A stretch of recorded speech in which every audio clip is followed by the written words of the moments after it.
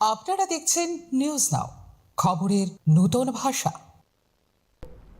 মণ্ডল অফিসের কাজ সঠিকভাবে করা সম্ভব হচ্ছে না জায়গা স্বল্পতার জন্য, আর তাই এবার একটু বড় পরিসরের মণ্ডল অফিস করার সিদ্ধান্ত নিল বর্দোয়ালি এলাকার মণ্ডল নেতৃত্বরা। রবিবার নতুন মণ্ডল অফিসের জন্য নির্ধারিত জায়গা পরিদর্শনে গেলেন মুখ্যমন্ত্রীর নির্দেশে নতুন জায়গায় স্থানান্তরিত করা হচ্ছে নতুন মণ্ডল অফিস। রবিবার এলাকায় এসে নতুন নির্ধারিত জায়গা ঘুরে দেখার পাশাপাশি এলাকার মানুষের সাথে কথা জানালেন নেতৃত্বরা।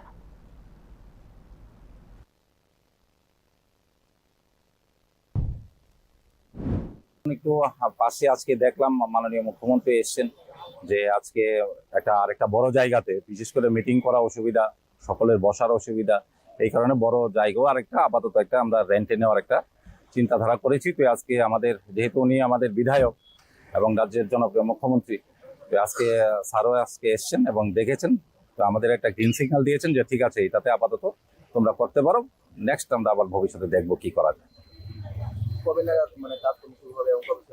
খুব তাড়াতাড়ি একটা কাজ শুরু হবে, স্যারের সাথে কথা হয়ে গেছে এবং স্যার বলেছেন যে কি কি জিনিস করতে হবে, আমরাও স্যারকে বলেছি।